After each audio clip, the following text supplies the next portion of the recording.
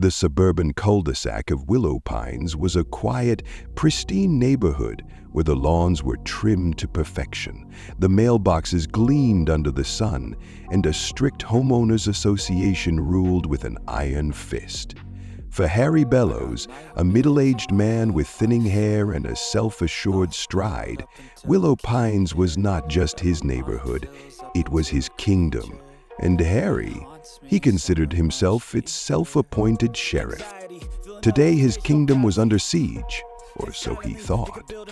The problem started when the Lopez family moved into the house 2 doors down. A large family, their arrival had disrupted Harry's sense of order. In Harry's mind, they didn't fit the Willow Pines mold. Too many cars in the driveway, too many people coming and going, too much Spanish spoken loudly on the weekends. Harry had made a point of glaring out his window whenever they hosted gatherings, muttering to himself about how the wrong kind of people were ruining the neighborhood. But today was different. Today, the Lopez family was having a backyard barbecue. The scent of carne asada and grilled vegetables wafted through the air, mingling with the sound of upbeat mariachi music. Children laughed as they chased each other across the neatly manicured lawn, their voices carrying above the fence. Laughter and chatter spilled out, vibrant and joyful. A stark contrast to the cold, hushed quiet Harry preferred. Harry sat in his recliner by the window, his lips pursed in a noise. He had spent the better part of the afternoon muttering complaints to his wife, Linda, who had long since tuned him out, scrolling through her phone on the couch. "Linda," he snapped, his voice sharp, "do you hear that racket? It's 3 p.m. on a Saturday. Some of us like peace and quiet." Linda didn't look up. "It's just a barbecue, Harry. Let them be." "Just a barbecue?" Harry huffed indignantly, standing to peer out the window. "It's a disturbance, that's what it is. They don't respect the rules here. Noisy, messy, probably don't even have a permit for that grill." Linda rolled her eyes. "Nobody needs a permit for a backyard barbecue. Sit down." But Harry wouldn't sit. No, Harry had had enough. His gaze narrowed as he spotted several cars parked along the curb, some of them clearly belonging to visitors. A black SUV with tinted windows, a sleek sedan with a government license plate. "Look at that," he exclaimed. "Cars clogging up the street? They're turning this place into a circus. I won't stand for it." He snatched his phone off the counter, his fingers trembling with righteous anger as he dialed 911. The operator's voice was calm and professional. 911, what's your emergency?" "This is Harry Bellows," he announced, as though his name alone carried weight. "I'm calling to report a disturbance in my neighborhood. There's a loud party happening at 2458 Willow Lane. Too many people, loud music, and—" He hesitated for effect, his voice lowering conspiratorially. "I think they're up to something illegal." The operator paused. "Can you elaborate, sir? What exactly are they doing that seems illegal?" Harry faltered. "Well, there's a lot of them, and they're different, different, sir." "You know," Harry said, his tone growing defensive, "not from around here. I've seen suspicious activity at that house before. I think they might be undocumented." The operator's voice remained steady. "We'll send someone to check it out, sir. Please stay inside and avoid confrontation." Harry hung up, a smug sense of satisfaction washing over him. Justice, he thought, would soon be served. Alejandro Lopez, a tall, distinguished man in his early 50s, adjusted the grill knobs as his wife, Maria, handed him a plate of marinated chicken. Their daughter Sophia, a sharp-eyed woman in her late 20s, helped organize the spread of food on a long picnic table. Sophia's fiancé James, a soft-spoken man with glasses, was busy entertaining the younger kids with a magic trick. The gathering wasn't just a barbecue, It was a celebration. Alejandro had just been re-elected to his third term as a state senator, a role he had taken on with passion and dedication. His campaign had been built on advocating for immigrant rights and ensuring fair treatment for marginalized communities. "Papa," Sophia said, laughing as she waved a napkin at the smoke from the grill, "your famous chicken is going to set off the fire alarms." Alejandro chuckled. "A little smoke never hurt anyone. It adds flavor." The family was oblivious to the storm brewing just 2 doors down. 2 patrol cars pulled into the cul-de-sac 15 minutes later, their flashing lights drawing the attention of neighbors. Officers Reyes and Miller stepped out, their hands resting lightly on their belts as they surveyed the scene. The sight of the cheerful backyard barbecue seemed at odds with the reported disturbance. Officer Reyes, a seasoned officer with a calm demeanor, exchanged a glance with her younger partner. "Doesn't look like trouble to me." Still, they approached the gate, knocking politely. Alejandro looked up, surprised but unruffled, and walked over to greet them. "Good afternoon, officers. Is something wrong?" Officer Reyes smiled politely. "We received a noise complaint and a report of potential suspicious activity at this address." Alejandro raised an eyebrow, his calm exterior masking a flicker of annoyance. "Suspicious activity? We're having a barbecue." "Nothing more," Reyes nodded, her instincts telling her this was a misunderstanding, but Miller, eager to prove himself, stepped forward. "Do you have identification, sir? And proof that you own this property?" Sophia, overhearing the exchange, stepped forward, her voice sharp. "Why would he need to prove he owns his own house? What exactly are you accusing us of?" Before the officers could respond, Harry emerged from his house, his chest puffed with self-importance. "There they are," he called out, pointing dramatically. "That's them. I told you they were up to something." Alejandro's expression hardened, his patience fraying. He walked to the gate, his voice steady but firm. "I think we've had enough of this nonsense. Officers, you're welcome to look around, but you won't find anything out of the ordinary." Reyes nodded, gesturing for Miller to stay back. She spoke quietly to Alejandro, her tone apologetic. "I'm sorry about this. We just have to follow up on calls like these." As Reyes entered the backyard to take a cursory look, Harry took it upon himself to address the remaining officer and the growing crowd of neighbors. "I knew it," he crowed. "I've been watching them for weeks. Suspicious cars, strange behavior. It was only a matter of time before they got caught."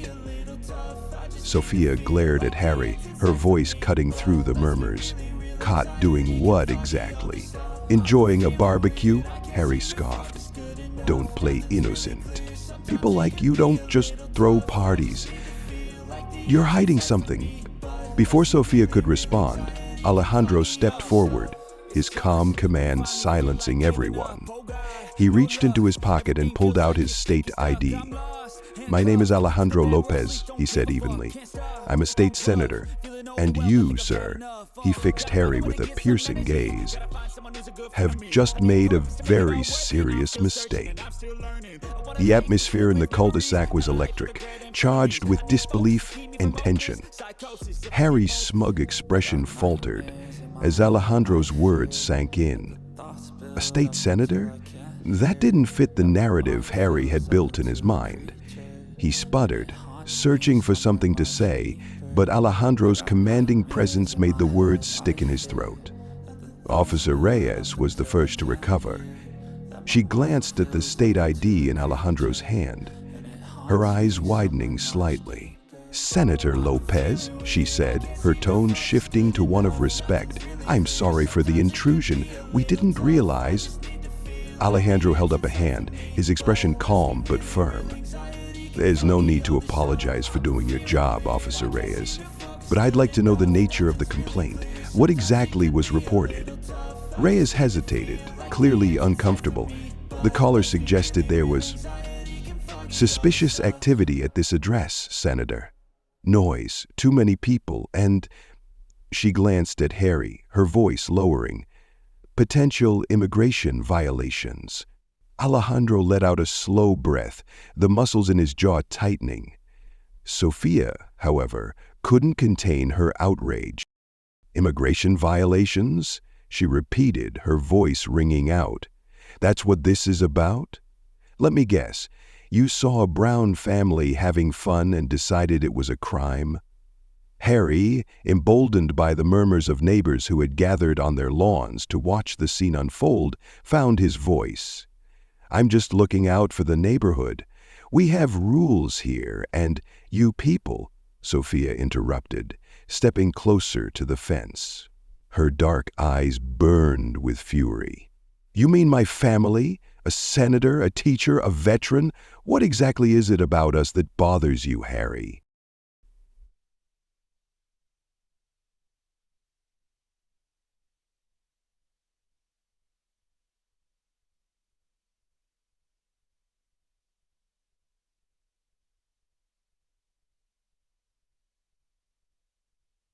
"You've got cars clogging the street, towering over Harry. You've got cars clogging the street, loud music, and God knows what else going on back here." "I'm just protecting my community." "Your community? Holy shit, Alexandria. Everyone feels more at home in control. Have some respect for the rules. You've got cars clogging the street, towering over Harry. This is our community too, Mr. Bellows. My family moved here because we believed in the values this country stands for: equality, opportunity, justice. But people like you cling to power by dividing us, making assumptions, and calling the cops instead of having a conversation." Harry bristled. "Don't lecture me, Senator. You're not above the law." Alejandro's lips twitched into a faint, humorless smile. "I agree. So let's discuss the law." He turned to Officer Reyes. "Is there a noise ordinance violation here?" Reyes glanced at the backyard, where the music had been turned down to a soft hum. "No, sir. The noise level is well within acceptable limits. And as for immigration violations," Alejandro continued, his gaze pinning Harry like a butterfly under glass, "every person in this backyard is either a U.S. citizen or a legal resident. So, officer, am I correct in assuming there's no actual crime here?" Reyes cleared her throat. "No crime, sir." "Good." Alejandro stepped back, addressing the growing crowd. "But there is a serious issue we need to address. Racism isn't just about slurs or violence. It's about assumptions, biases, and actions like this. Calling the police on a family for no other reason than the color of their skin or the sound of their language, that's the real disturbance here." The neighbors exchanged uneasy glances. Some murmured in agreement, while others shifted uncomfortably, avoiding eye contact. Sophia folded her arms, her voice dripping with sarcasm. "So, Harry, what's your next move? Going to call Homeland Security because we're grilling carne asada instead of burgers?" Harry's face turned red, but before he could respond, Officer Miller, who had been silent until now, decided to intervene. "Sir," Miller said, addressing Harry, "you should know that filing false or baseless reports can be considered misuse of emergency services. You might want to think carefully before making any more calls like this." Harry's eyes darted nervously between the officer and Alejandro.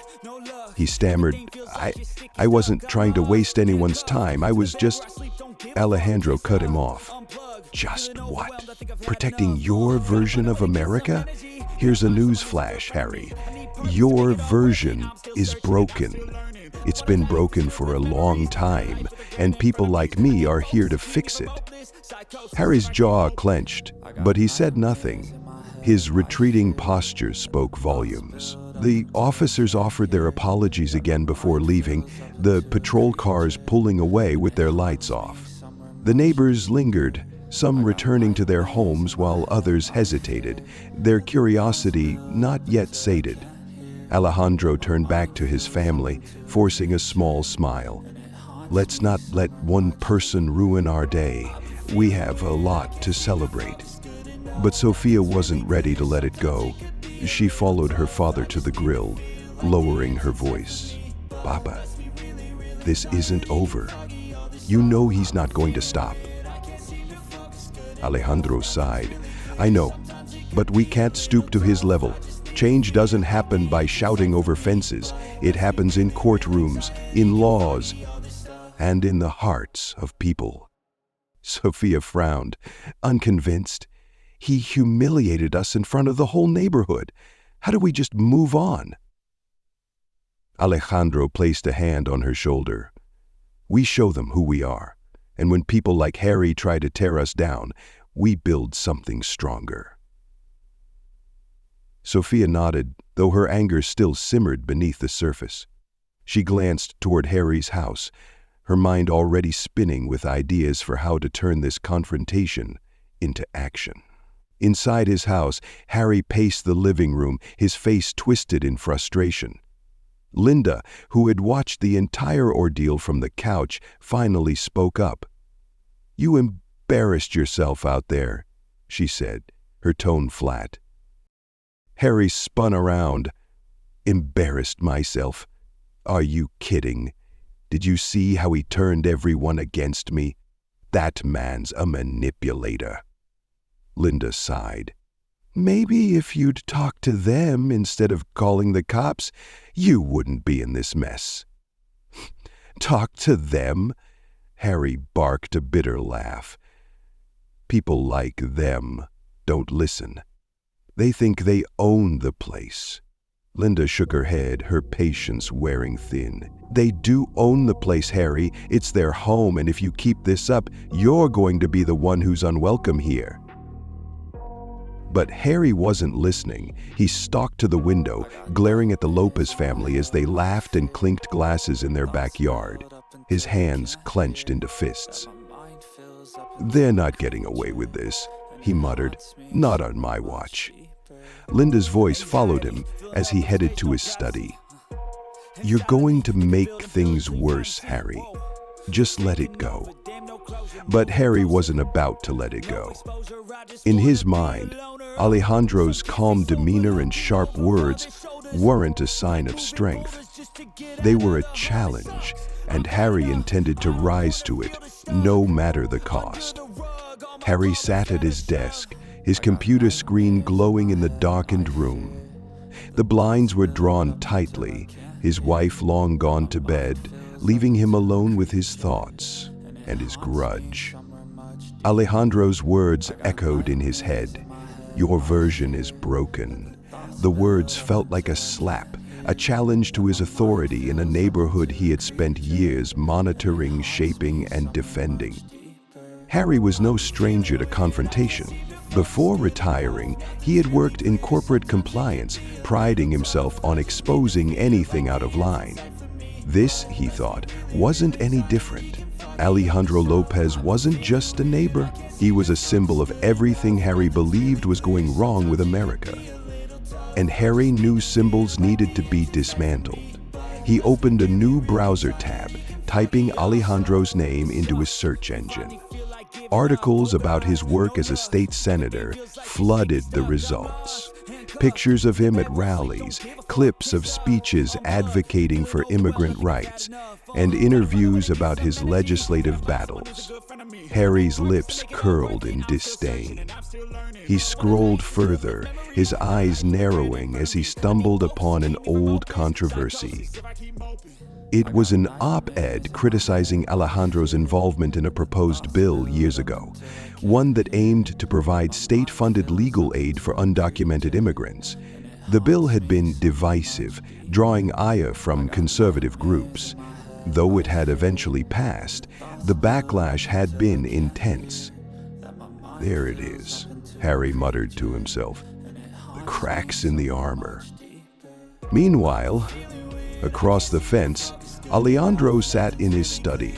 the glow of his desk lamp casting a warm light over the room.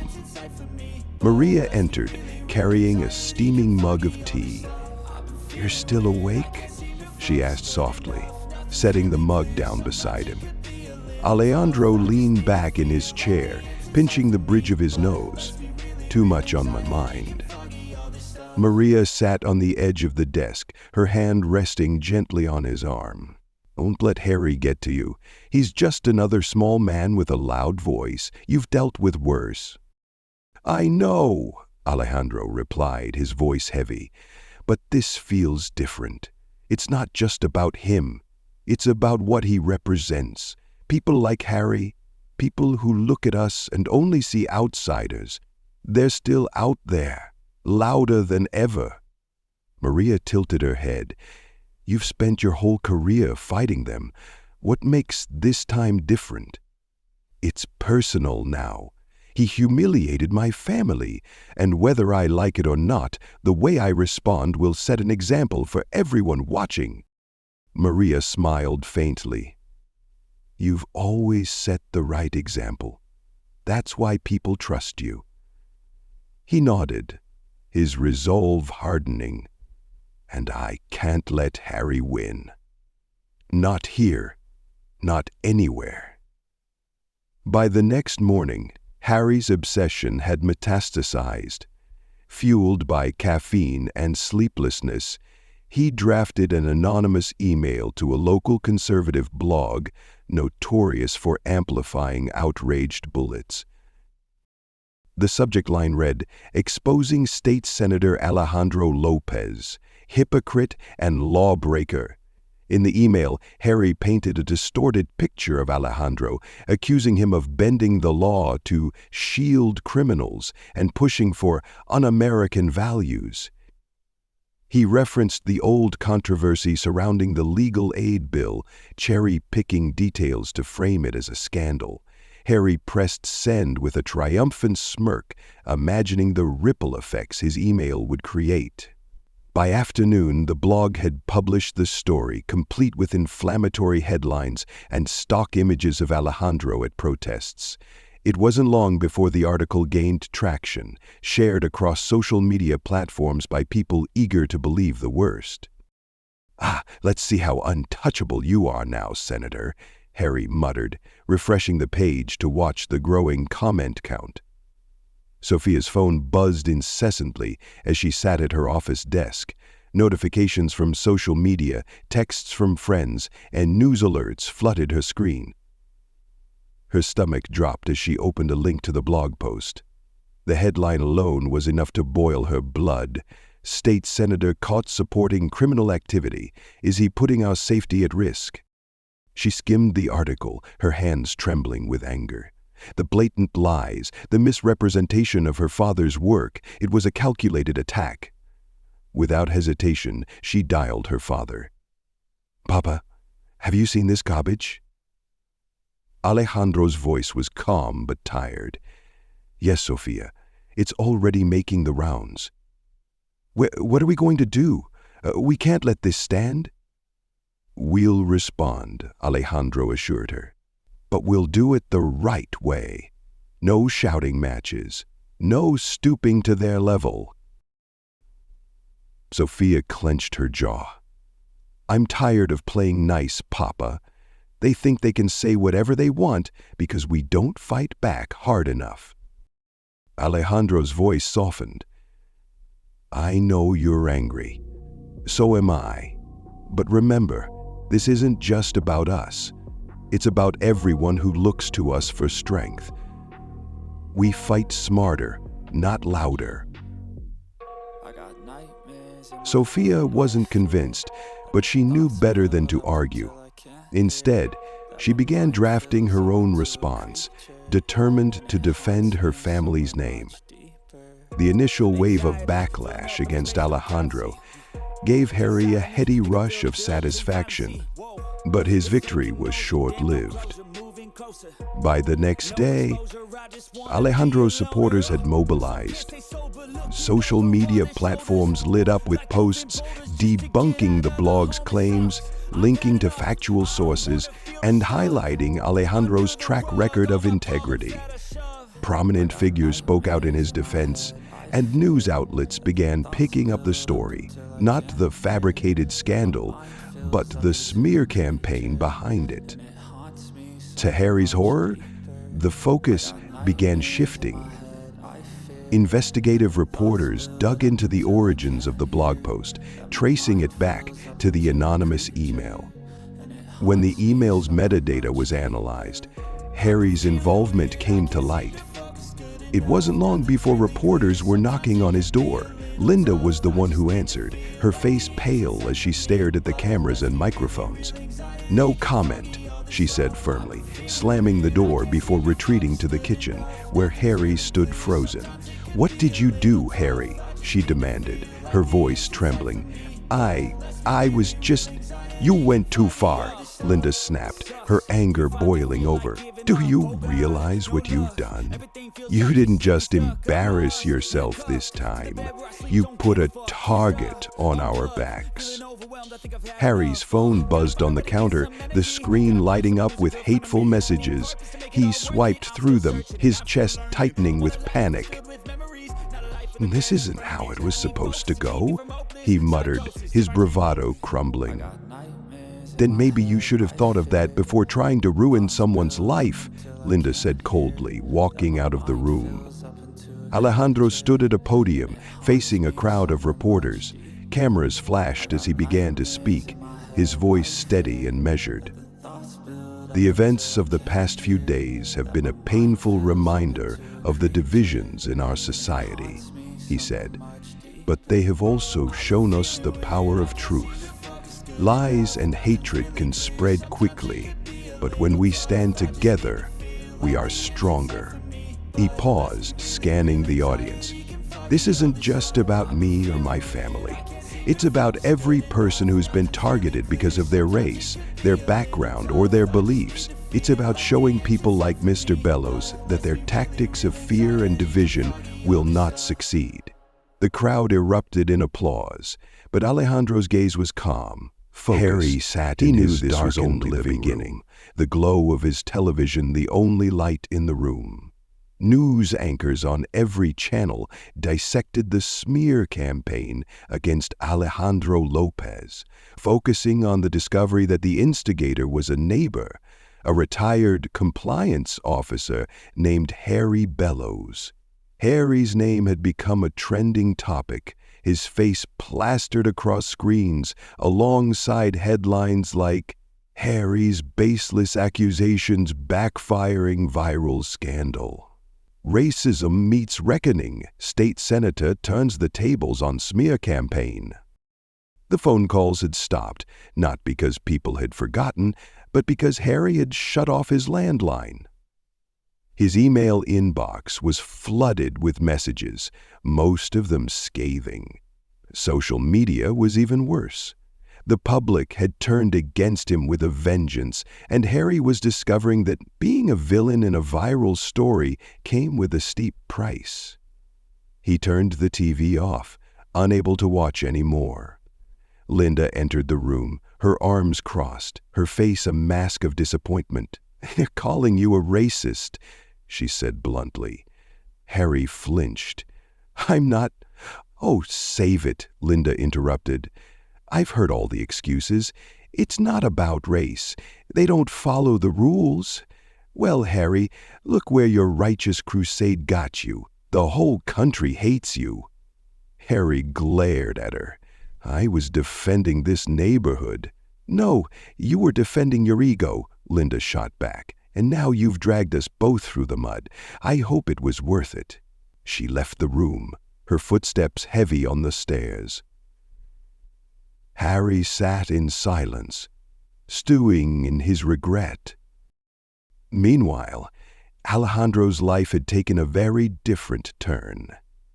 In the wake of the smear campaign, his supporters had rallied around him with renewed energy. Donations to his re-election campaign surged, and his inbox overflowed with messages of gratitude from constituents who saw his ordeal as a reflection of their own struggles. At the heart of the response was Sophia. Determined to turn the controversy into a movement, she had spearheaded a social media campaign using the hashtag #StandWithLopez. The hashtag quickly gained traction, used by people sharing their own experiences with racial profiling and discrimination. One post in particular caught Sophia's attention. It was from a teenager in Texas who described being stopped and questioned by police simply for speaking Spanish in public. The boy ended his post with, "Senator Lopez gives me hope that one day people like me will be treated with respect. Thank you for standing up for us." Sophia showed the post to her father, tears in her eyes. "This is why we fight, Papa," she said. Alejandro nodded, his expression softening. This is exactly why. Days turned into weeks, and Harry's situation only grew worse. The Homeowners Association, under pressure from neighbors, began discussing his removal from the HOA board. Linda, fed up with the constant harassment, threatened to leave him if he didn't apologize publicly. But Harry's pride wouldn't let him. Instead, he spent hours trying to craft a statement that would absolve him without admitting fault. He avoided the Lopez family entirely, staying inside whenever they were in their yard. But no matter how hard he tried to justify his actions to himself, a nagging voice in the back of his mind kept whispering the truth. "This is all your fault." One night, after drinking more than he should have, Harry stumbled into his backyard. The Lopez family's yard was quiet, the party lights from the barbecue long gone. He stood there for a moment, staring at the darkened house, before muttering under his breath, "They don't belong here." A month later, Alejandro hosted a community town hall at the local civic center. Hundreds of people showed up, eager to hear him speak. Alejandro stood at the podium, his presence commanding but approachable. "Tonight," he began, "isn't about me, it's about us. It's about confronting the biases that divide us and building bridges where walls once stood." He spoke about the challenges his family had faced where walls once stood. He shared stories of his early days in politics, when he was told he'd never win because his last name wasn't American enough. "But we proved them wrong," he said, his voice rising. "And we'll keep proving them wrong, because this country belongs to all of us, not just those who think they own it." The crowd erupted in applause. As the event ended, people lined up to shake Alejandro's hand, thank him, and share their own stories. Sophia noticed a familiar figure lurking near the back of the room. "Harry," she said coolly, approaching him. Harry flinched but didn't leave. I came to apologize." Sophia folded her arms. "For what? Calling the cops on us, spreading lies, or trying to ruin my father's career?" Harry's face flushed with shame. "I made a mistake. I was wrong, okay? I let my assumptions get the better of me." Sophia studied him for a moment, then nodded toward her father. "You need to tell him, not me." Alejandro was deep in conversation when Harry approached, his steps hesitant. "Senator Lopez," Harry began, his voice barely above a whisper. Alejandro turned, his expression unreadable. I want to say I'm sorry," Harry said. "I shouldn't have done what I did. It was wrong, and I regret it." Alejandro regarded him for a long moment. "Apologies are easy, Mr. Bellows. Change is harder." "I'll do better," Harry promised. "I swear." Alejandro nodded slowly. "I hope so, because this community deserves better than what you've given it." Harry nodded, his shoulders slumping as he walked away. Months later, the neighborhood began to heal. Harry stepped down from the HOA board and started attending community events, quietly working to repair his reputation. The Lopez family, meanwhile, thrived. Alejandro's re-election campaign was a resounding success, and Sofia's work as an activist brought new energy to his initiatives. One summer evening, as the sun set over Willow Pines, the Lopez family hosted another barbecue.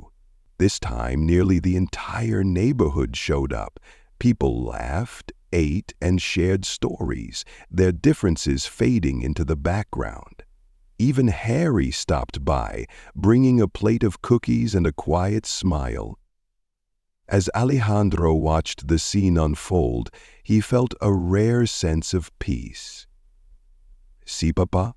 Sofia smiled. "One at a time, Sofia. One at a time."